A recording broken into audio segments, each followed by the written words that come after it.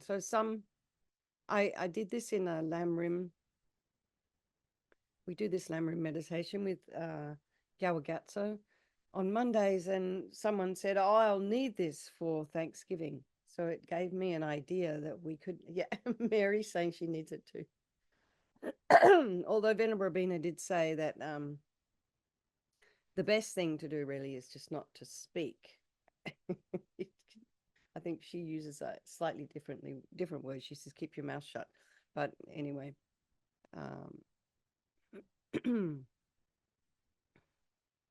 oh, thank you. Thanks, Lorraine. All right. Okay, so let's just settle into a nice, comfortable seated posture, first of all, with both feet flat on the floor. Really feel the sensation of the feet on the floor, knees about a hip's width apart, and shoulders aligned with the hips. And ears aligned with your shoulders.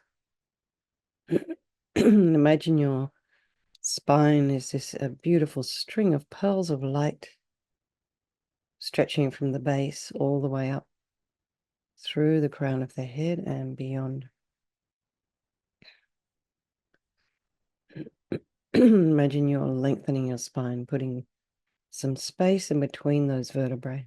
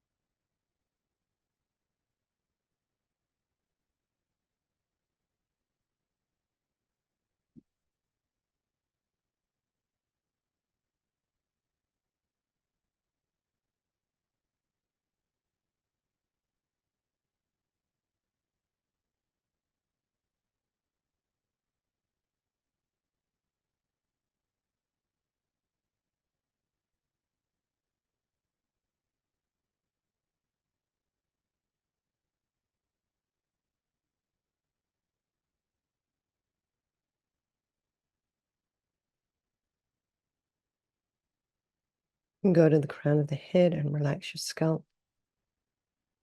Maybe you can feel some sensation there. Relax the forehead and your eyebrows, the eyes, eyelashes, your eyeballs, and those muscles at the back of the eye. And just release any tension around your nose and mouth, and back of the tongue, the jaw, the temples, the ear, the inner ear.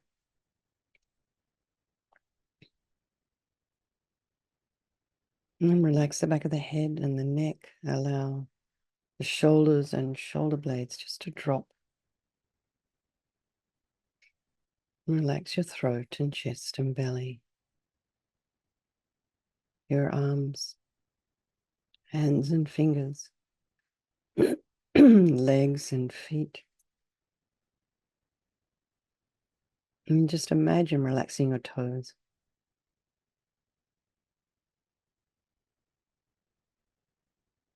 Now notice the breath sensations as you inhale and exhale.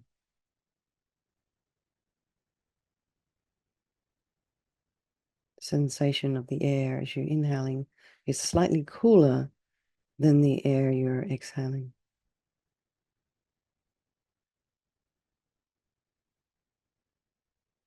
And when you inhale through the nostrils, you breathe, you'll notice your chest rising as you're breathing in. But here's the thing, the chest, the lungs are like a balloon. It's a 360-degree breath here, not just into the top of the chest. So imagine you're expanding your lungs from the bottom of the rib cage, around the back, the upper thoracic area, and of course the chest.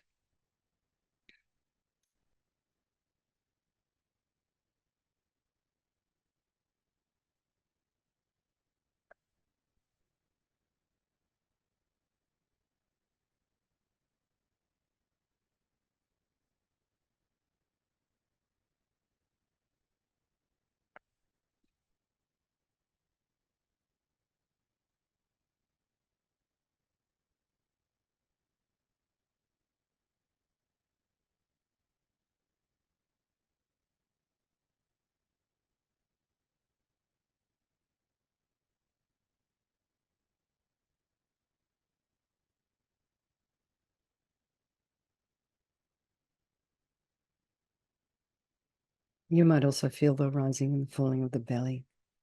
But when you focus on the breath, if I say bring your mind back to the breath, you can choose the base of the nose, the breathing around the chest area, the lungs, or the belly.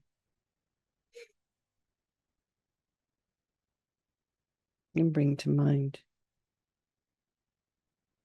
Maybe you've already noticed sound in your environment. Maybe the mind is already traveling off to meet that sound. So just allow the sounds to be there, trying not to follow with the mind or running off to investigate.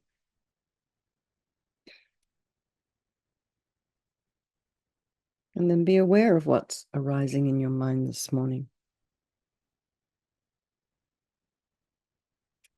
What things are you off doing after this session? What's your to-do list for today? So for many of you who are cooking, preparing food,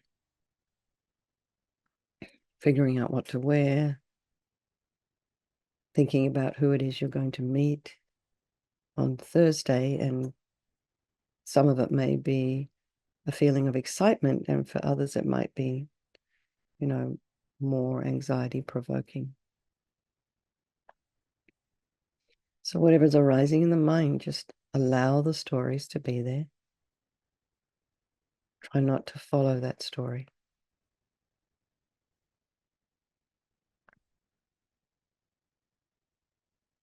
And just to observe the mind with a level of curiosity, objectivity.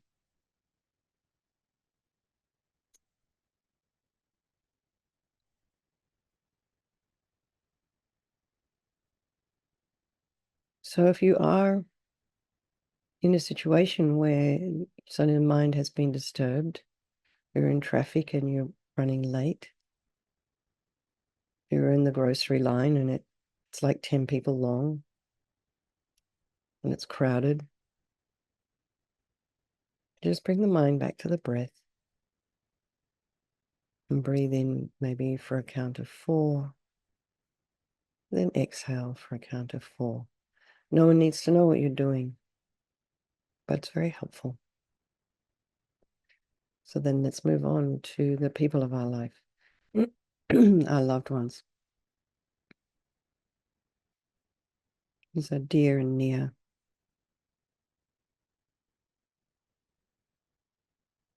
Excuse me. Some of whom you will be spending this holiday with, and some you won't. And some people's families don't fall in the loved one category.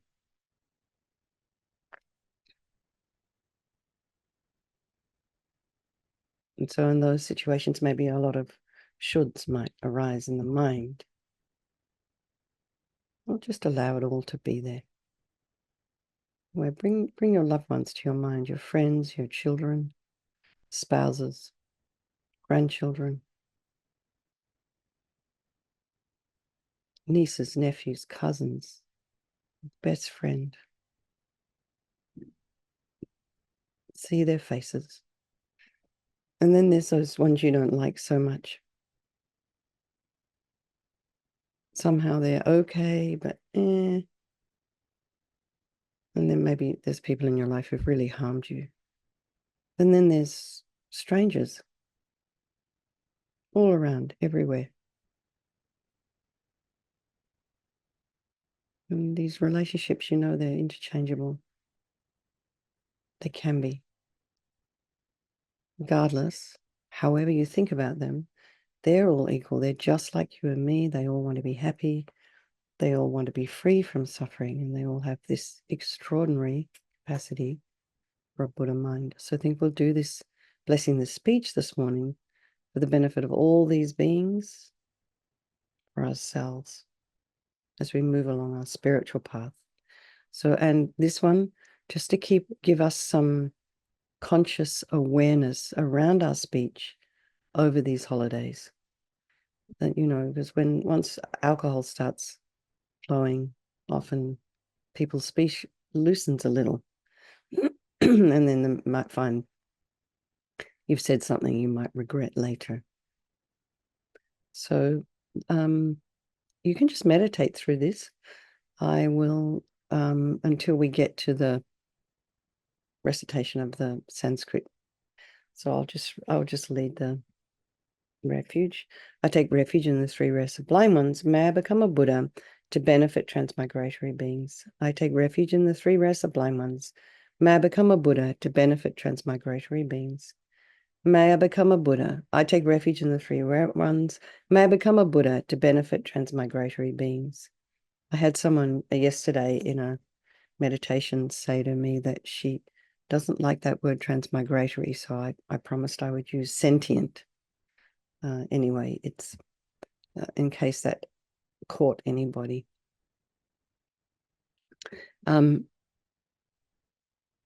You can, if you see that word and you don't want to use it, you can use sentient beings.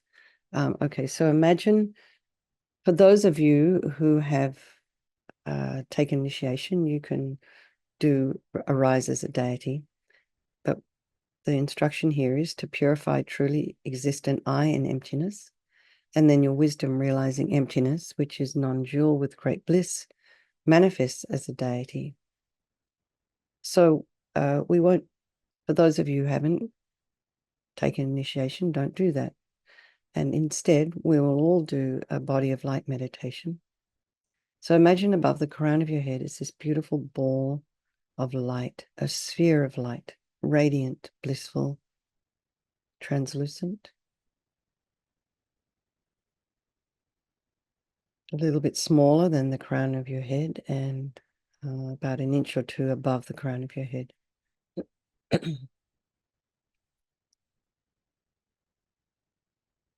So if you can't quite see it in your mind's eye, it's just enough to feel its presence. It's just enough to know it's there intellectually, to feel its presence.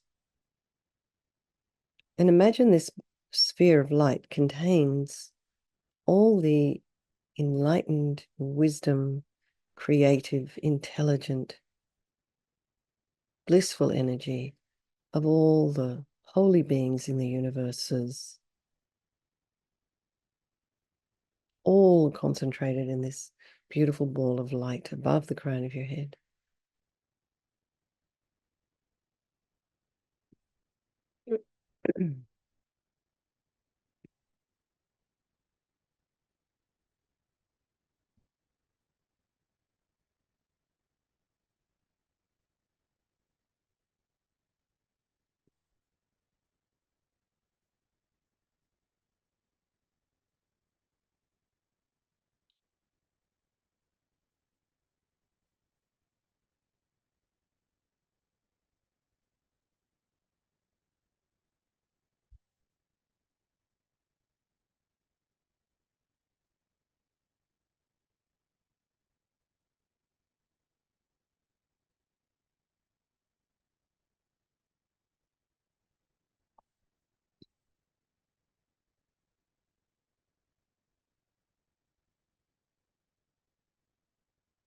Now imagine this ball of light starts to reduce in size till it comes to about the size of about an inch in diameter.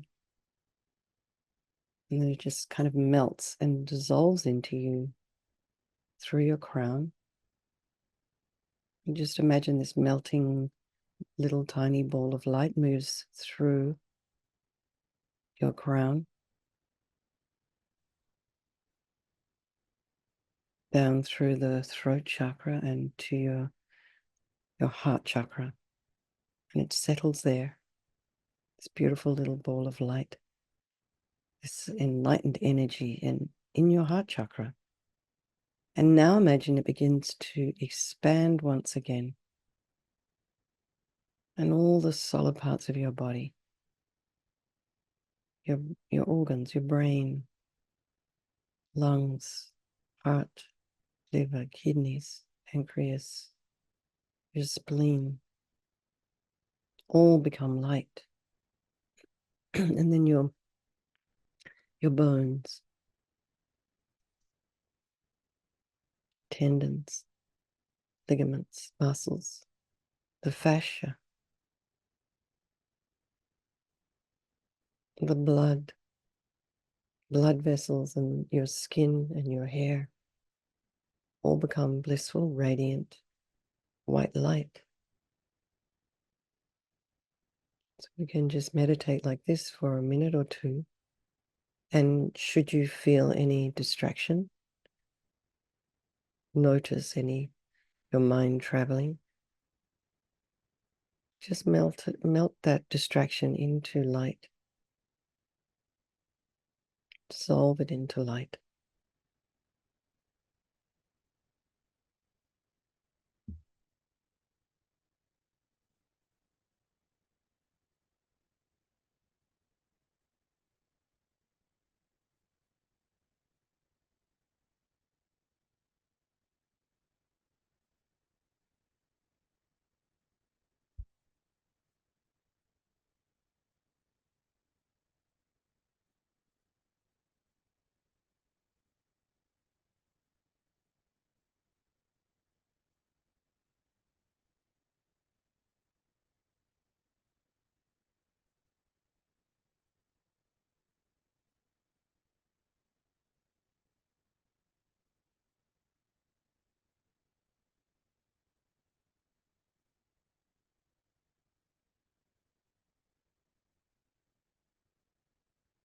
Now imagine on your tongue a syllable R standing upright, AH. And that R transforms into a moon. So it's a flat moon disk on your tongue. And it's radiant as well. And on top of that appears a white syllable, Om. And surrounding that Om on your tongue are the white Sanskrit vowels. So, if you don't know them, you can just imagine a little ring of light on your tongue around that Om. And imagine it's moving clockwise. And if you do know the Sanskrit vowels, you can read them in a clockwise direction. And then comes this beautiful red ring. And this is the Sanskrit consonants. Red ring of light. And they're moving in a counterclockwise direction. And then there's a blue ring, the heart mantra of dependent relations, standing clockwise.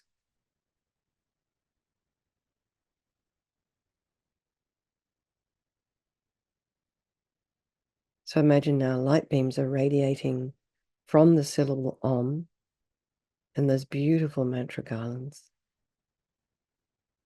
And this light radiates out and it hooks back all the blessings and the power of the speech of those beyond and not beyond the world in the form of the 3 mantras, 7 sublime precious objects of a king's reign, the 8 auspicious signs, and the 8 auspicious substances. Those who are beyond the world are the Buddhas, Arya Bodhisattvas, abiding on the 3 pure bhumis and the Arhats. And those who are not beyond the world are the yogis who are accomplishing the path, and the sages who've actualized the words of truth. And due to the power of abiding in silence and living in the morality of abstaining from negative speech, the words of these sages have so much power. And so whatever they pray for is successful. And all their blessings and the power of their speech are hooked back in the form of the 3 mantras, the 7 precious objects of a king's reign and 8 auspicious signs and 8 auspicious substances. And these fill the whole sky. So sky full of blessings. Absorb into the mantras on the moon disc on your tongue, like rain falling on the ocean. So now your tongue is super powered, super blessed. All right, so you can either listen or you can read as well, recite as well.